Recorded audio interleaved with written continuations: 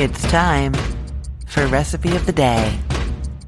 If you love salt and vinegar potato chips and have ever wondered if you can get that amazing flavor to sprinkle into other things, I am telling you the answer is sort of. The answer is actually yes, but I tried the ways of doing this that I've found online that use actual liquid vinegar and salt and different procedures to try and get that salt and vinegar seasoning to work, and they didn't work great. I'm going to talk you through what I did in case you've seen these recipes, or maybe you will listen to me and be like, oh, she did it totally wrong. And then you can tell me what I did wrong. Either of those is a possible situation here.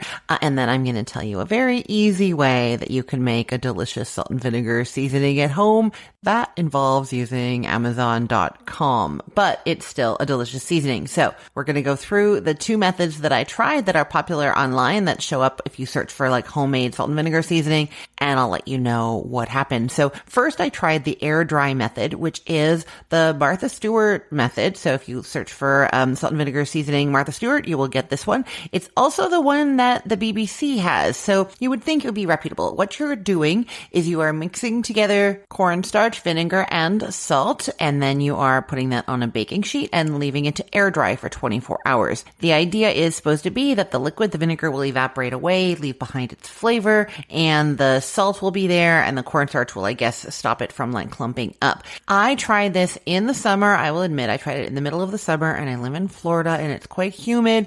After 48 hours, it was still not dry. The recipe had said 24 hours, double that, still not great. I will say that I did not give up at that point. I continued to leave it out until it did finally dry, hoping, it might take longer, but maybe just a pan in some room in my house and eventually have beautiful salt and vinegar seasoning, right? No, eventually it did dry and I sprinkled it on some popcorn and on some chips. It really was not good. The salt flavor was really overpowering, and the cornstarch, or at least I think it was the cornstarch, I'm not really sure, it kind of like sucked the moisture out of my mouth. It was very unappealing. The mixture smelled like vinegar, but there was no vinegar flavor really. It was gone. So this did not work for me at all. And so I moved on to another method, the boiling method, which I found on Lifehacker. This one uses a mixture of baking soda and white vinegar. You stir that up, it's going to foam up like when you do those like volcano experiment things in elementary school. So it bubbles up like that. You stir it until there are no more bubbles, and then you boil it on the stove until what remains is 1/10 what you started with.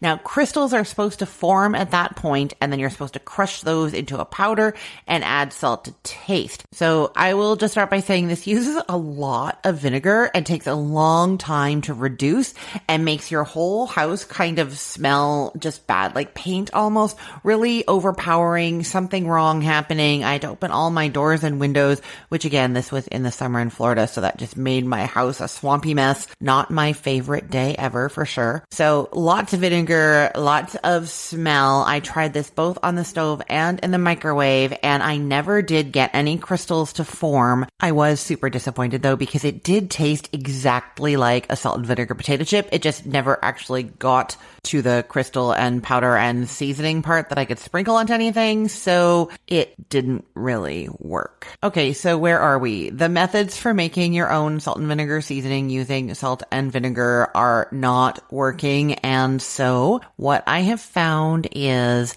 there is something that you can buy online, not at my grocery store, unfortunately, but you can get it on Amazon. It is called vinegar powder. It comes in little packages, either in white distilled or malt vinegar. And basically you mix that together with salt, and then you can put that in a little jar, and then you have your own salt and vinegar seasoning to sprinkle on popcorn or roast potatoes or anything like that that you want. It is delicious, and best of all, it does not stink up your house or use a ton of vinegar or make your mouth really dry when you eat it. It is the best solution that I have come up with so far. But I'm going to say again, if you have done one of these methods before and it's worked for you, I would love to hear from you and find out if I'm doing something wrong or if there's another method out there, because I love salt and vinegar and I want to be able to make this. Don't really want to have to depend on buying this vinegar powder, even though it does work well. It would be better if when I just feel like doing it, I could just grab the vinegar that I already have and make something with it. You know what I mean? So if you have the answer, you can email me at Christine@cookthestory.com or go to our Facebook group and comment there on the salt and vinegar seasoning recipe post.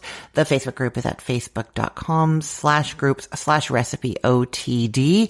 I will put the link to this recipe in the show notes for this podcast episode, or you can head to cookthestory.com/ROTD and get it there, or find it in our Facebook group, facebook.com/groups/recipeotd. And hey, just a quick note. I'm on a recording hiatus right now, so for the next little while, I'm replaying episodes from the archives, including this one. If you heard me mention a holiday, a season, or something going on in my life that seemed a bit off, that's why. Thanks so much for listening, and I hope you're enjoying these older episodes. I am Christine Pittman from cookthestory.com, thecookful.com, cookfor2.us, and from this podcast, Recipe of the Day. I hope you have a great day. Let's get cooking.